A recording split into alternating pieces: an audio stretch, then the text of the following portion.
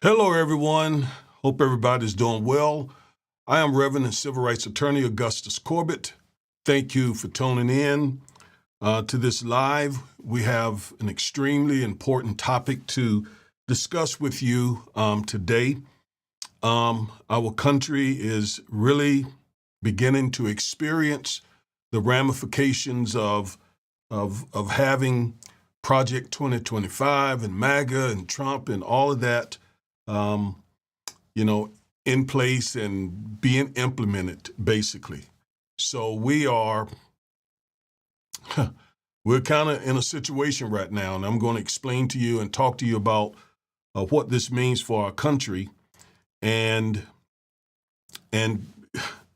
it's pretty distressing. It's not surprising because this was all laid out in Project 2025. It is the reason why I spent so much time making videos about Project 2025 back here last year. I actually started doing Project 2025 videos in, I believe it was March or February, somewhere back then of 2024. Just trying to really warn Americans that this is not what we wanted. But this is what we have. This is what we got. And so it is what it is. And I'm going to explain to you what is happening. All right. It is not a good thing. It's not a good thing at all. We've seen it before, and I'll talk to you about that too. But what we're dealing with is definitely not a good thing. Now, I'm trying to wait and let a few more jump on.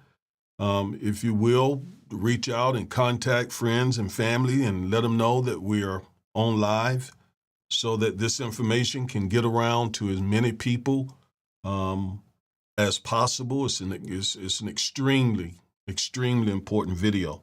And as you see, the topic is, can Trump and MAGA disregard courts?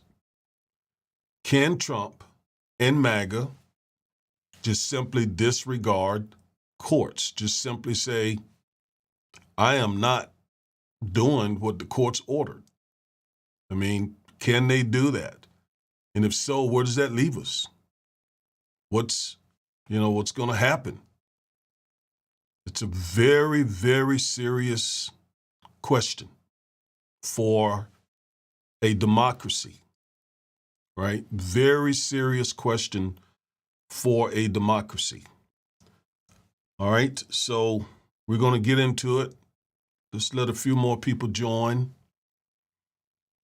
You can go ahead and start typing in any questions you may have, and maybe I can get to a few of them while we're waiting. Let's see here. Okay, I do see a few.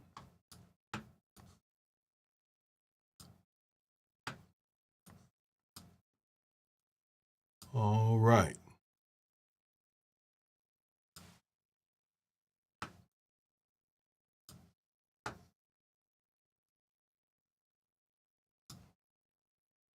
I'm getting my screen so I can see your comments here.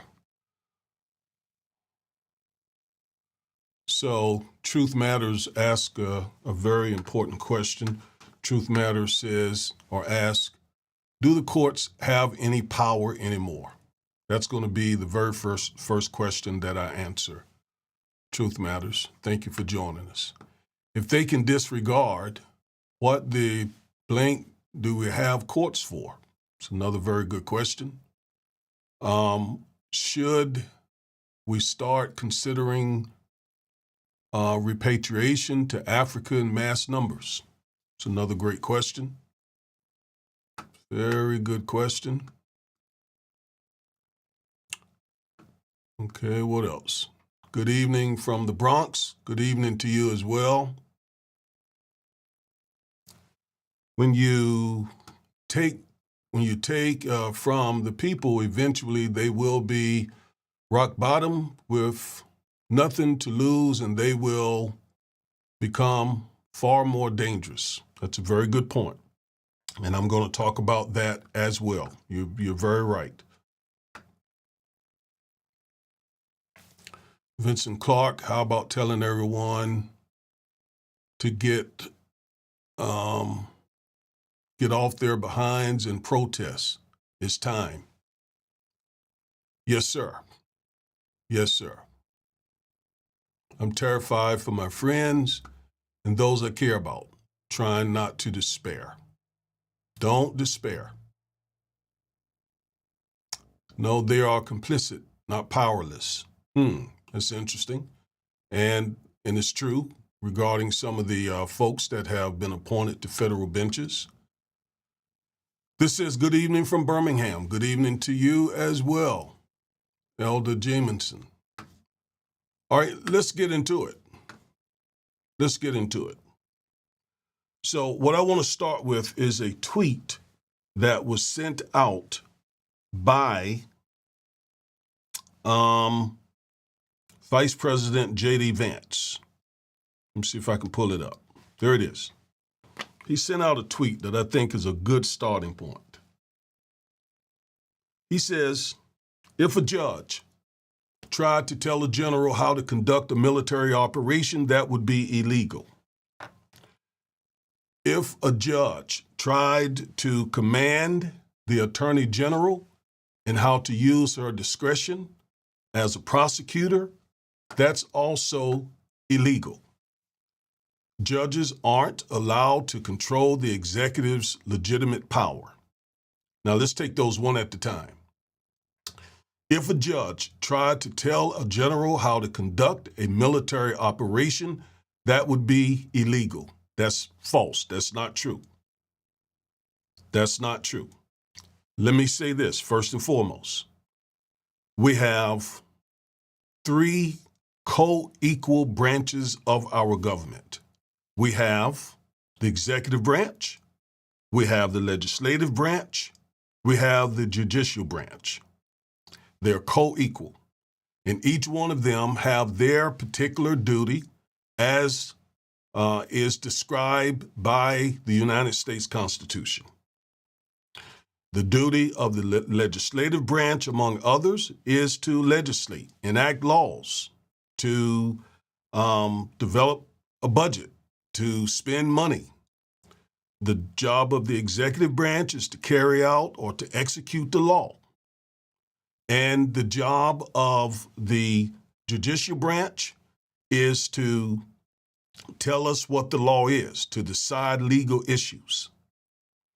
And so the judicial branch has that duty to say to the executive branch and to the legislative branch that we say what the Constitution is and you must abide by it. So when he says if a judge tried to tell a general how to conduct a military operation, that would be illegal. That is false. Judges can tell the military how to conduct certain operations, or at least tell that general or those generals what the Constitution says. Because remember, when someone joins the military, as I did, you pledge your allegiance and your commitment to the Constitution. You pledge your allegiance to the Constitution to defend and to protect it from all enemies, foreign and domestic. So your allegiance is not to a person, your allegiance is to the Constitution. So that means you are bound, obligated to follow the Constitution. So if a general who's a part of the executive branch does not follow the Constitution, then a judge has the duty, the authority. If the matter gets in front of a judge, that judge has the duty to say that's not constitutional. And the same logic is true with the attorney general and all other prosecutors. I've dealt with, over my legal career, many prosecutors. And we're all, as attorneys, I pledged my fidelity to the Constitution when I was licensed to practice law, and so was every other attorney, right? Whether they're the attorney general or whatever, if they have a law license, they have pledged their allegiance to the Constitution. So a judge can tell them, you are violating the Constitution, and they're duty bound to obey that. And the same is true with the president, the vice president, his cabinet members. So, and JD Vance knows that. He's an attorney. He's a Yale law grad. He knows that. So what I believe is happening here is they're trying to disseminate disinformation. They want the American people to believe that they have all power now. And you got to reject that. You got to say, no, you are bound by the United States Constitution. You have pledged to defend and to protect the United States Constitution. Because see, if this tweet is true, then we're in real serious trouble. If judges, in other words, if the executive branch is now above the law, above the Constitution, that is a real serious problem. Don't you believe it, though? They want you to believe that. Because when you believe that, then you stop fighting, you stop resisting, you stop speaking out. Because in your mind, as they've said, they have all the power. What are we going to do? And then you're just going to lay back and let them rule without any pushback. So this, to me, is disinformation, because certainly, absolutely, JD Vance knows that this is not accurate.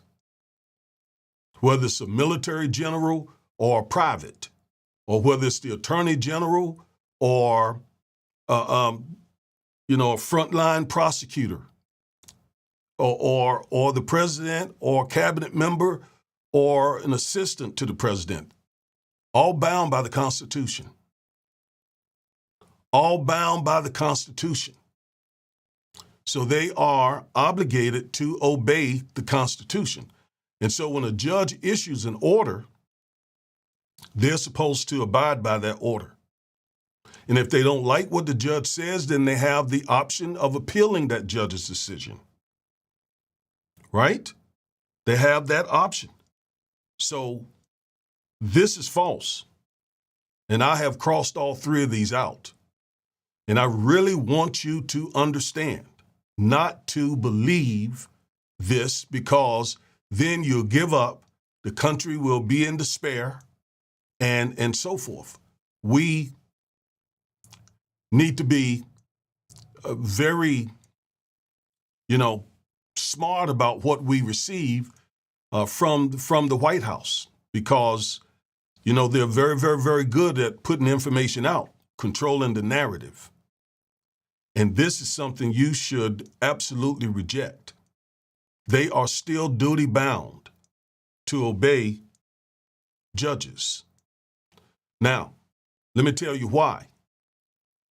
There are two cases that are really on point here. These two. And there are others, but these two are really important. There's an old case that's called Marbury v. Madison. And it is the case that established what we call judicial review, meaning judicial meaning judges. Judges have the authority and the duty to review both executive, meaning the White House, the president, as well as legislative actions. And they can cry foul. They can say, those judges, pursuant to Marbury v. Madison, can say, no, that's unconstitutional. I'm going to stop this. I'm going to enjoin this. I'm going to issue a preliminary injunction. I'm going to, make you stop this. And that's what a few judges have done, and that's what's really teeing them off, because you've had some of these judges to exercise their judicial power and are saying to a co-equal branch of the government, the executive branch, you can't do that. All right? You can't do that. And like I said, if the judge's decision they believe is wrong, then you work through the process. You appeal it. You appeal to a circuit court. And then ultimately that appeal will go to SCOTUS if SCOTUS accepts it. And we'll talk about that in just a moment because that is a big part of what's going on here as well. All right, so no, don't accept this notion, this claim by Vice President JD Vance that judges no longer have power to tell the executive branch that they're wrong. If the American people accept that, then, man, almost game over. We got to say, no, I don't buy that. You are bound to obey lawful court orders. I tell you what, let one of us try that. Let one of us ignore a court order when a court has ordered you to do something. You're going to find yourself in contempt, and you could find yourself in jail or paying a whole lot of money for basically disregarding and disrespecting that judge's order. It is no different for the executive branch. No different. All right. Now, the other case is Trump versus United States. Trump v. U.S. We got that case handed down last year. And this is the case that gave presidents absolute immunity for their official acts. And I don't know if the vice president was trying to, reference that case. He didn't use the word official acts as the court opinion does. He used the word legitimate. And that case did not, and listen to me carefully, that case did not overturn the first case, Marbury v. Madison. Marbury v. Madison is still good law. We call it good law. When law is good, it's still applicable. When it's bad, when it's been overturned, then we don't use it because it no longer has effect. But Marbury v. Madison still is applicable in our country. It is the reason why some of these judges have pushed back on some of the things that the Trump administration is trying to do because of Marbury v. Madison. All right? Now, so let's think about this process that I just explained to you. So if they think something is wrong, if the Trump administration think a judge gets it wrong, then they have appellate rights and can appeal the judge's decision. And then it goes to a circuit court, a higher court, and they can overturn what the lower court judge did. That's the way we do it. That's the way we do it here. We don't say we're not going to abide by the judge. We don't say, well, the judge has no power and authority over me. If we did that, the whole country would basically just come apart. I mean, we the people, remember those are the first three words of the U.S. Constitution. If we said, well, court orders don't matter to me, and as a matter of fact, Chief Justice John Roberts, I think a couple of months ago,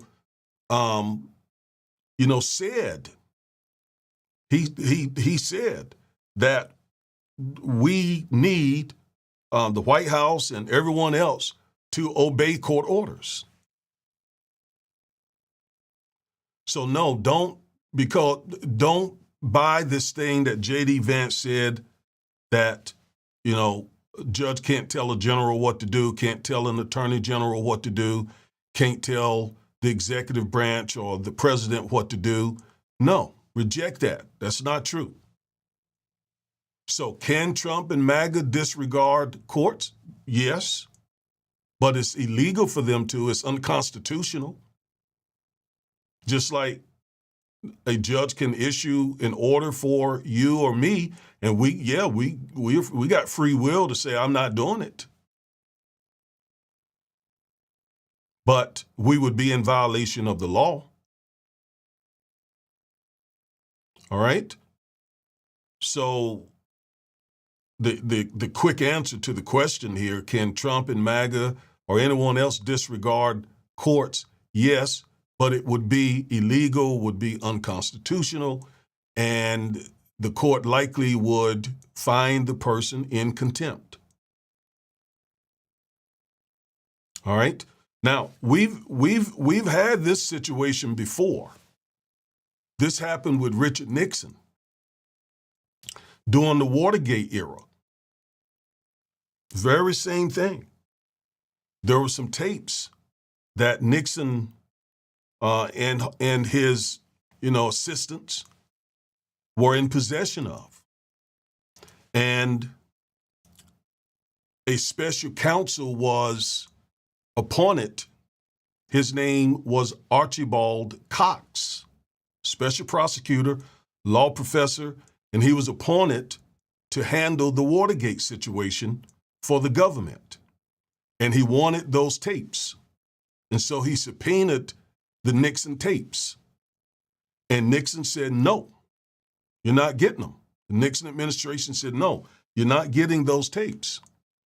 And as a matter of fact, Nixon ordered that the Attorney General and the Deputy Attorney General, the two people that you're seeing here, he ordered that they be fired. And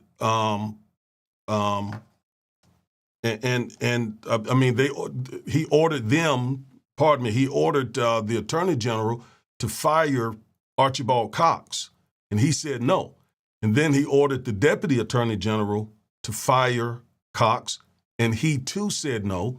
In fact, both of them, the Attorney General and the Deputy Attorney General, were eventually fired. Pardon me. The Robert Bork was his name. He eventually fired Archibald Cox, and the Attorney General and the Deputy Attorney General both resigned rather than firing Mr. Cox. Okay? There's a great book written about this whole situation. One of the best books I've ever read, I think it's called The Conscience of a Nation. And it was about this back and forth and this legal fight, this constitutional fight between Mr. Cox and Nixon. All right? And the case ended up going in front of the United States Supreme Court, who ordered Nixon to give up the tapes. And and he did. So Mr. Cox eventually got those tapes, and Richard Nixon, we know, ended up resigning. So we've been here before. That was a constitutional crisis that the nation faced. A constitutional crisis in this context is when the two branches are at a standstill, at an impasse, and neither one is willing to do what's necessary to move past the impasse. All right? So that is where we are very close to being, because we have apparently the executive branch, and think about it, the fact that Vice President JD Vance even put that out there is alarming. I mean, just the fact that he said that is alarming. For the sitting vice president to say we're not bound to do what the courts say. That's pretty serious. So it looks like a standoff is brewing, and it looks like a constitutional crisis is looming. It looks like it's coming, and it's got to be resolved. You know, if you got judges saying you got to do this and the executive branch saying, no, we're not doing it, and we're not going to appeal or anything else. We're just not going to do what you said. Yeah, that is that constitutional crisis that I just described. And again, we already dealt with it. We dealt with it with Nixon, and the country came through it. I am hoping that we come through this as well. All right? I'm hoping that we come through it as well. I don't know. I can't tell you if we will. I'm hoping that we will. I am optimistically or cautiously optimistic. Let me put it that way. Okay? Cautiously optimistic. If we get to the point where the Trump administration says we're not going to obey court orders under any circumstances, then we're in a real mess. We're in a real mess. Because, look, the Trump administration is in control of Congress, both the House and the Senate, obviously in control of the White House. I mean, they're in control. The American people voted this administration back in and gave them majorities in both chambers of Congress. So, I mean, they're in a strong position. But I am just hoping and praying that our country will do the right thing. Because I don't even see the reason why the White House would not obey court orders, because they can appeal. Like I said, they can ask for an emergency appeal or something. And you know, they got 6 members on the United States Supreme Court that is very favorable for them. And if they were to appeal and get it in front of SCOTUS, whatever they are unhappy about, and SCOTUS is likely to rule in their favor. I mean, SCOTUS knew what it was doing when it issued the absolute immunity case. So, you know, this would go back in front of that same court, and that court would then, and then the court would answer the question of whether or not the thing that Trump ordered is a part of his official duty. And if so, then the Trump v. U.S. case could cause the Trump administration to win these battles. But the good thing, if they do that, even if the court sides with them, is they went through the process and avoided a full-fledged constitutional crisis. That's my prayer. That's what I'm hoping will happen. Okay? So we've been here before. Don't panic. And don't believe them when they say they don't have to obey court orders. These are 3, again, co-equal branches of our government. Now let me look at a couple of your comments.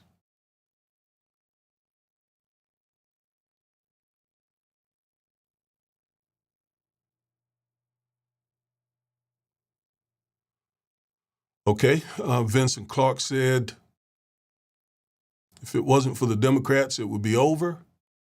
They don't control anything. The Democrat senators should be fighting by not confirming his cabinet. Well, Mr. Clark, the issue is the Republicans have 53 members in the Senate, and so they can pretty much pass along who they want. Under some circumstances, the Democrats can do a filibuster, which would require that the Republicans find 7 more votes, 60, to overcome the filibuster in some cases. But with these cabinet picks, a simple majority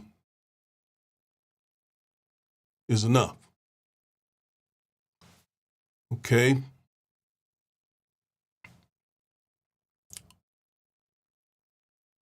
Where are the Democrats in this? Okay, so I just kind of explained, and I see the Democrats out fighting.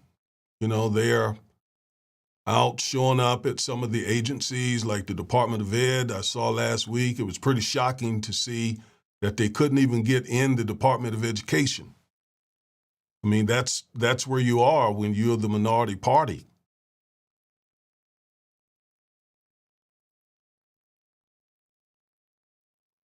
We have never been here before. Oh, yes, we have. Again, maybe, maybe not to this extent, but we have been here before with Nixon.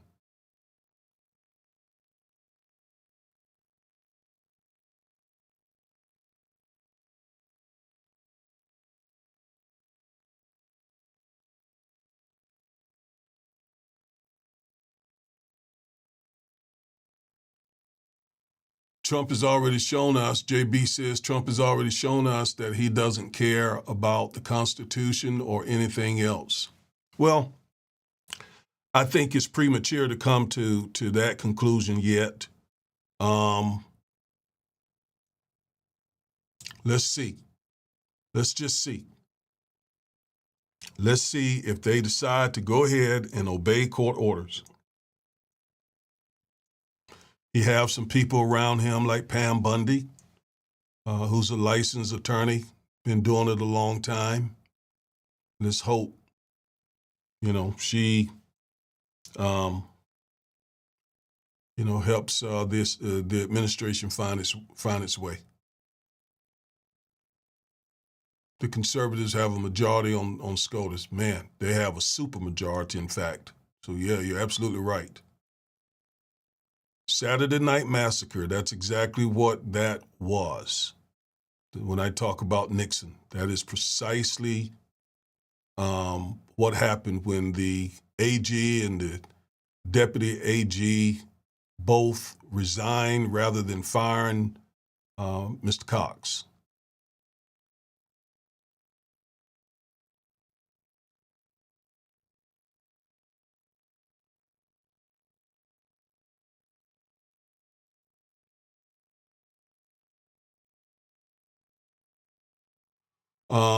Max Buswell says, I've heard about Trump v. U.S. Yes, that was the case last year that gave presidents absolute immunity for their official acts. But Marbury v. Madison, 1803, is one I'm not familiar with. Yeah, it is an extremely important case.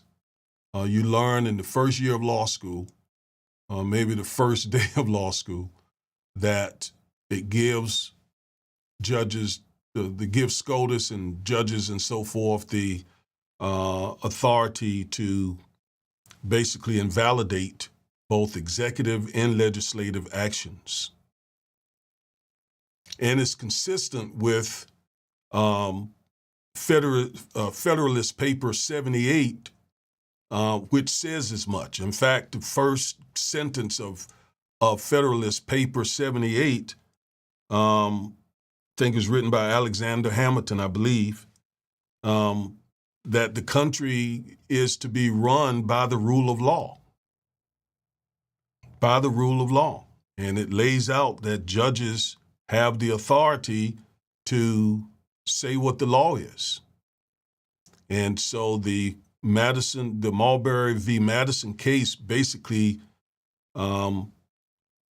picked up the language from Federalist Paper 78 and put it in this case. So it's a really important case. And it was not overturned. Trump v. U.S. did not overturn Marbury v. Madison. It tweaked it.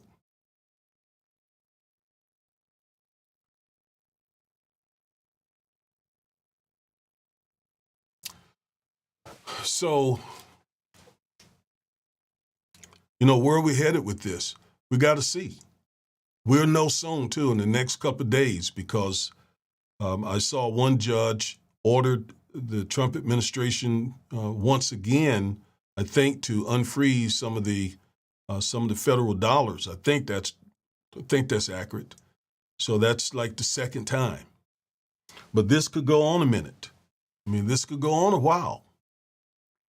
And one thing that you should be doing is, if you live in one of these red states, you need to be in contact with your Congress people, your senators, and your House of Representative folks, and you need to be bombarding them with phone calls and telling them to do the right thing, to stand by the Constitution.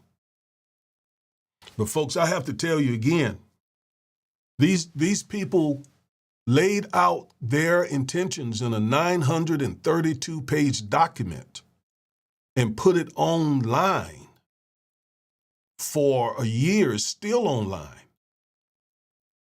And again, I did my level best to tell you what was on the horizon, because they literally laid it out.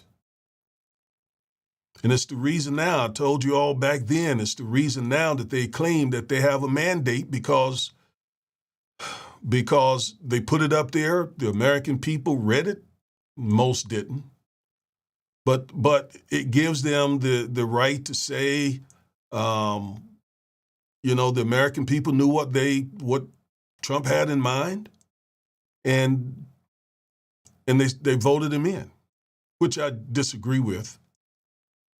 I disagree with that. Half of the country did not vote for President Trump. So it's not this great big mandate. But it's the reason why I warned and warned and warned and warned. So here's where we are. This administration is trying to fire a bunch of federal employees and replace them with MAGA people. So that, and this is again all laid out in Project 2025, so that the Trump can get his agenda done.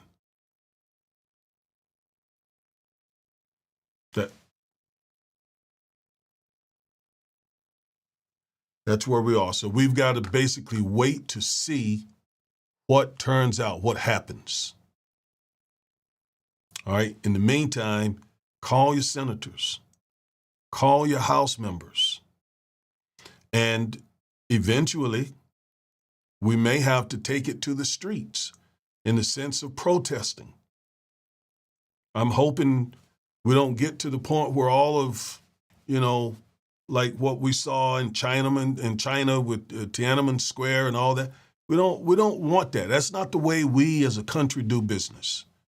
We protest when necessary, like around the George Floyd lynching, but not to the point of a whole bunch of other nations where, we typically don't get there. And I'm hoping we don't get there now.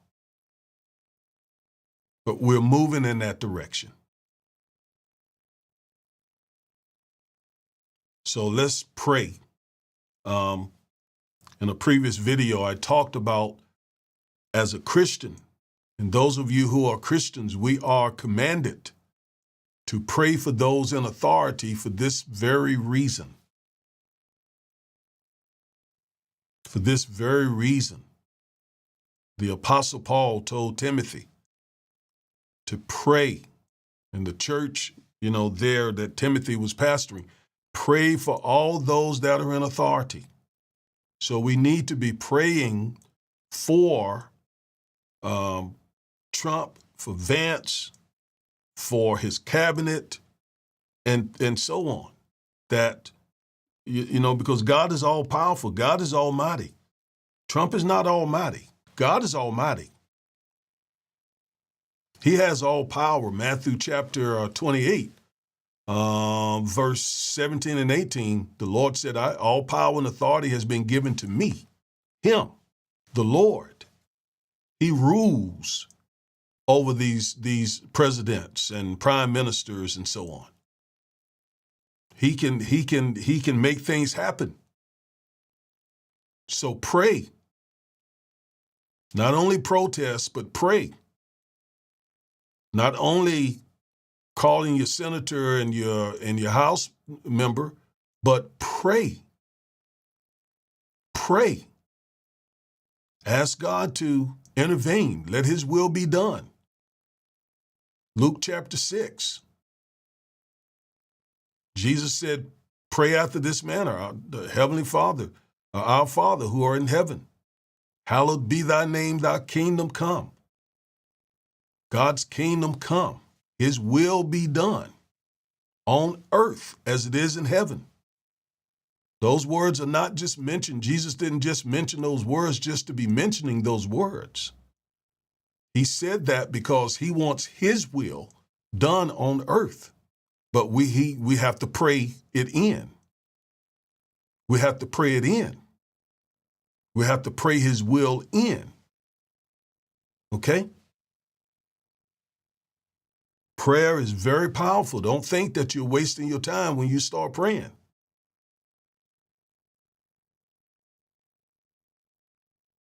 So, protest eventually, pray now, call your senator, your congresspeople. Those are some of the things that we can be doing. And I just once again will tell you, do not accept this notion that the executive branch is above the other branches. Otherwise, we have a monarch. We have a monarchy rather than a democracy. No, we have a democratic republic. We have a democracy, we the people, and we have, according to our Constitution, 3 co-equal branches of the government. They're co-equal. Each one can check the other. The framers got that right. All right. Let me see if there are any more late questions here.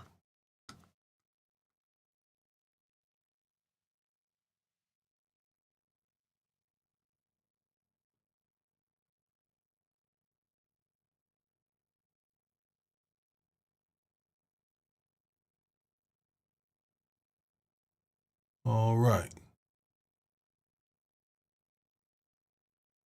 Someone said prayer is the key. Faith unlocks the door, I believe is what that means. Amen.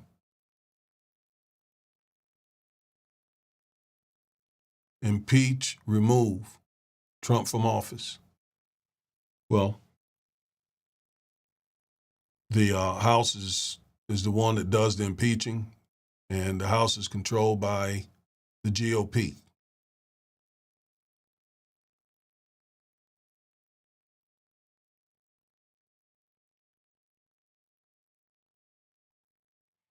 Okay, so I don't intend to hold you very long tonight. That's what I wanted to share with you.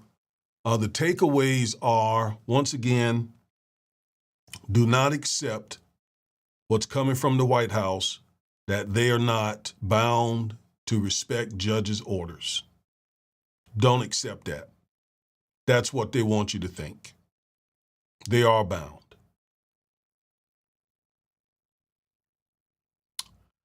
And there is a case which is still good law, the Marbury versus Madison case.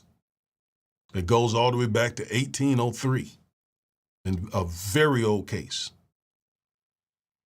The Trump versus U.S. case does not overturn the Marbury case, so judges still have, it's still their province to say what the law is. And we've been here before and we got through it. And again, protests, we're coming to that point. And that's protesting peacefully protesting is a First Amendment right. And it's what is those saying, is as American as apple pie and baseball. All right. So we're not at the point yet, hopefully we won't get there, where we are in the throes of an absolute constitutional crisis. Neither the White House nor the court system are budging. Man, if that happens, where the Trump administration says, no, we're not budging, and you can't make us. And you can't make us. We control Congress, we control the White House, we control the Department of Justice, we control the FBI, we control the military. What you gonna do? That's not where we want to be. So we need to pray and ask the Lord to fix this situation. And we need to contact the Congress people and hit the streets if necessary. Okay, folks, that's where we are. We could have avoided this, but we didn't.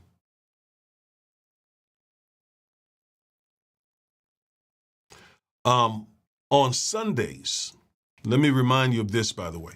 On Sundays, we started, week before last, something called End Times Sundays. And it's where I'm going to be teaching on some end time topics, because that's why all of this is happening, because we're in the end times. And some of this I can't explain to you from the law. I got to show you from the Word of God what is going on. All right? I've been preaching much longer than I've been a lawyer. And this coming Sunday, God willing, I'm going to begin to teach on the book of Revelation, because it tells us exactly how this is all going to end. But it's going to get a whole lot worse before it gets better. So that's this Sunday, this coming Sunday, God willing, at 9 a.m. Central Standard Time. We're going to start a prolonged study of the book of Revelation. It's going to be, the last time I taught on the book of Revelation was last year, and it took me months. That book is filled with so much revelation and insight about the very day that we live in. So make sure you catch all of those on Sundays. I'm probably going to do them also on Wednesday night so that it doesn't take too long. Okay? I may even start doing on Wednesday night. So I may even start this coming Wednesday night. But I know it'll be no later than this coming Sunday. All right, so there we go, you all. Thank you for joining me, and, stay prayerful. Stay prayerful. All right? Blessings to all you.